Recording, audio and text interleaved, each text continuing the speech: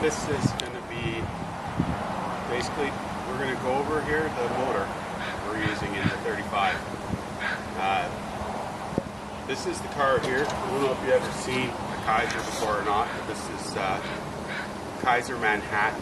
It's all 19 and a half foot of her, and it's pretty spent. A lot of rust on this car. It's hanging right off, and fortunately there isn't too much that a guy can use on it to restore a car. So that's why this was became a donor for the 35. The motor we're doing out of this came stock as a Continental 226 made by Kaiser. Kaiser bought the motor plant, or the rights to the motors for their vehicles, and I believe it was about 1949, somewhere in there. I'm sure someone can correct me in the comments on that, but this motor came factory supercharged, compression ratio of about 7 to 1, and all in, this thing was 140 horsepower at 3,200 RPM. We've plucked the motor out, we had it on a stand, and we've taken it apart so far to this point. We did have it running briefly, but it was not firing on all cylinders. The reason being was a stuck valve. We freed up all the valves that were stuck, and upon further inspection we found that the block does have a crack on cylinder 3. So it's pretty common for these old flathead 6s to overheat. When they do, that's where they crack. So this is pretty normal occurrence for Continental blocks. You found these, they're still due to this day actually, and a lot of welders, other heavy duty machinery, and farming equipment. The Lincoln Welders was interesting to me to find out that they're still running these things in it, for sure, because, you know, do a bit of welding. Yeah, we had a pretty interesting story getting this car. So a friend of mine, Ed, lives out here out in the farms, came across this car from out in Surrey, which is, you know, about maybe a half-hour drive, something like that. But the barn had completely collapsed on the side of the house there, and this car was underneath of it. So this car's been off the road. We have the paperwork that goes back and everything. It seems about the 70s it was taken out of commission and sat since. So the interesting thing about the car is that my friend Ed there, he's got his farm and he likes his cats. So what happens, the cats make more cats, and then you have lots and lots of cats. So I end up going out there, strike a deal with Ed, buy the car. Got to include delivery, and that's a pretty rare occurrence that you get a delivery included. So power to this. This is great. Let's get it delivered. Let's do it. So we get it delivered. Unloading the car. Just get it done. You know, have a smoke looking at it like, oh, this thing's done. But look at the motor, right? Come on, I'm loving it. We open the hood, and what happens is that a couple of cats pop out and go running off into the distance. Where's the cats coming from? Oh, all the way out in Abbotsford. So they took the highway road all the way down Highway 1 into Port Booty, and now I got 2 cats running around the shop we're trying to catch, and that was a little eventful. They ended up living inside the hood of this car, the engine bay, so they hewed out the air ducting inside of it from the heater core and had their nest. Now, the car stinks, yeah, sure, but every time you open the hood, you've got these cats living inside the car, and they're feral cats, so they're trying to attack you and everything, right? So it was pretty funny for a bit, and then we had to set up traps to try and catch the cats, and it was an ongoing thing that, you know, we're catching cats instead of working. pretty funny, but eventually we did catch one of the cats. And we were able to bring it back and release it. And then the other one, not so much. We don't know what happened. I guess it got bye-bye. Thought I'd share the story with you on the Kaiser here. Just how we got it, what happened, and why it's the cat car in our eyes. Plenty of parts for what we do though, so the back bumpers, everything like that, we're going to reuse it at some point. Use bits of stainless and just, you know, make stuff and, you know, have fun. Well, because we haven't started really filming until now, there's a lot of pictures of stuff. So I'm going to slide in some pictures here, just showing the car being unloaded, show some of the motor being pulled out on a pallet, and then yeah, show you a couple pictures of the cracks on the block. What we're going to do is sleeve cylinders and recut the valve in there, and we should be able to recover the engine. And I really wanted to keep this Terraplane truck we're doing orphan, and by orphan I mean just all not the big three brands, so nothing really for Ford, Chevy, or Mopar, right? So the Continental in this with the supercharger hanging off of it, as much as there's no power, you know, just don't really care. Just want to make it an oddity of its own, just keep it orphan. So it's going to be a Terraplane with the 226 Kaiser motor, which is the Continental flathead 6, and a little VS57 supercharger hanging out.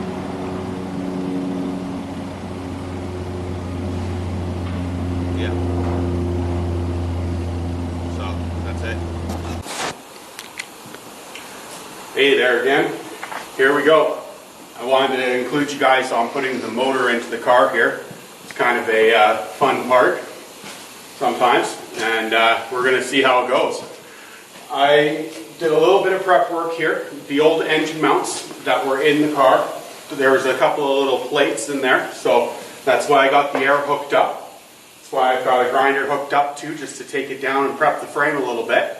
But it's all ready to go now. So this, as we know, is the Continental 226 that's going in here. A little bit about what I had to do here to make this fit. So this motor is actually going to be about 10 inches longer than what the stock motor was. So what that means with the length, we're going to match the front of the motor up with the pulley here as close as we can to where it was before to get the motor as far forward as we can. Then at that point, we've got an extra 10 inches to deal with. So what happened there is, while I was prepping, I cut a hole out the back of the firewall that you can see here now. That is pretty close to what the head type is on this, and I'm quite sure that we're going to have to go bigger on the hole than that. What we're looking at on the firewall for a spot to do that is we've got this ribbing all throughout here on the top. I want to keep my tunnel that I cut out inside of this line. So whether we make it a little bit bigger, whatever, we have to do what we have to do. Let's make this thing fit. So the style this motor has for anchoring on to the motor is called pedestal mount. Pedestal mount. Excuse me. Pedestal mount, which we have right here. This is what I'm going to be going through on the front of the engine mount to mount the car. So that's a pedestal mount right there. A little bit more on that in a minute. First we'll just get the crane set up here so we're in business. All I did on the back of this thing was lasso it with a chain, and we're there.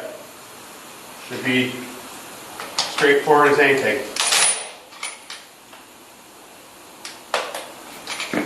As far as torque goes on these, I'm just not going crazy, right? No. this one on here.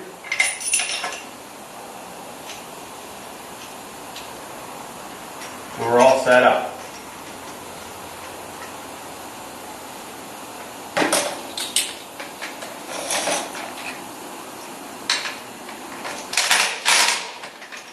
Okay, so now that's our anchor system. We're going to tie into here with the gantry crane, which is still set up. Just back that off a little bit here. There you go. Just clear the roof in here.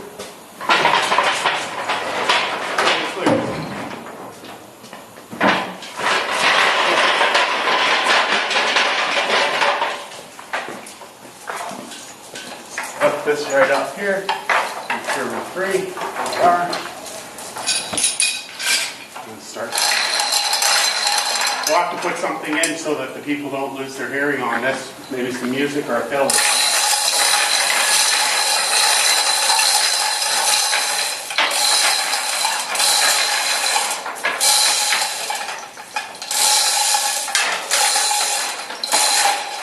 There we go.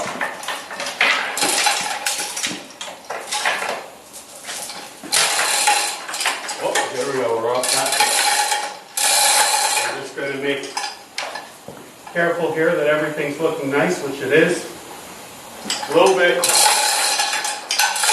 crooked, we'll call it. Let's level the motor a little bit here.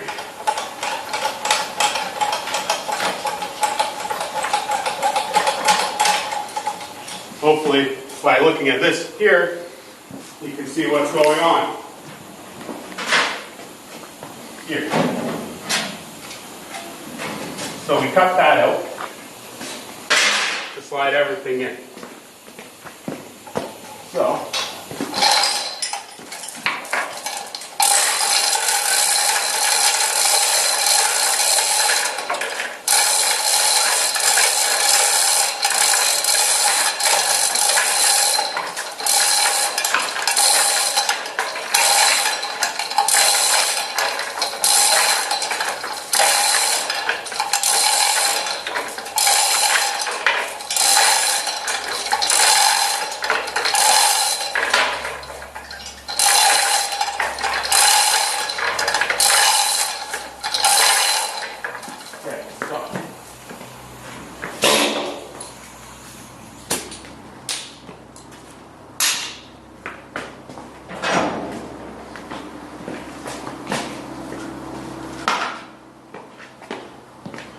okay, so next I just want to show you guys over here at the other side, the old motor.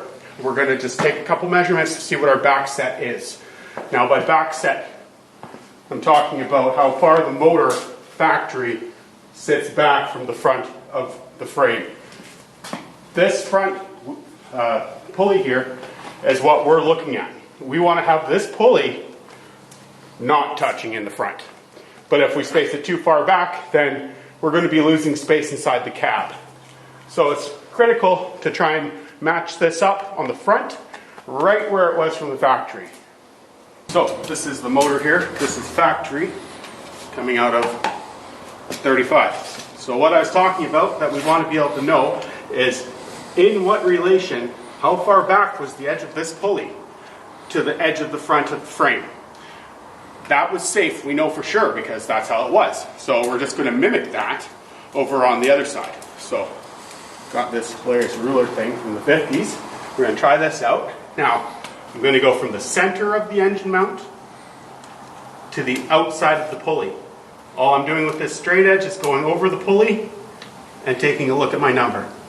So I'm just about 4 1/8 center. So front of the pulley to the center of the engine mount is 4 1/8. So let's go have a quick look over here and see where we're at. Okay guys, so here we are at the frame now. These are the old frame mounts I was telling you about. They've been removed. Quickly dressed out the frame. Nothing fancy. This thing's going to be getting boxed in and obviously sandblasted, painted, the whole 9 yards when we're done. But remember that number we said, 4 1/8. So we'll grab our marker pen here, and we'll go from the center of this engine mount, which was the center over there, 4 1/8, which is our safety number. Now again here, from center of the engine mount, over 4 1/8. So now, connecting these two lines, where that ruler sits, we don't want to have our pulley go any closer than what that is right now. So if we measure this, we have 1 inch. So we're going to keep the pulley back on the new motor 1 inch. Get these out of here now. And that's about the name of the game. The rest of this is all going to fit on top of these pedestal mounts I was talking about there. So if we grab, say, a piece of wood here, to show you that this is like the frame, these will essentially just be sitting right on top here. We've got a transmission cross member here that comes across the back of the transmission and mounts here, and the same on the other side. And that holds the back of the engine up from tilting back and forth. So right now what's critical is that we don't go too far forward with the motor. So we've got the drill out of here and try pushing it into place here. Should take out this first.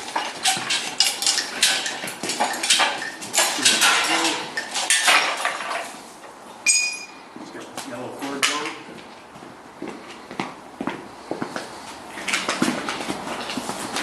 I just wanted to show you guys the motor going in because, I don't know, this is one we always have fun with putting motors in. So, lots of fun. Let this get away from us here. Pull it over.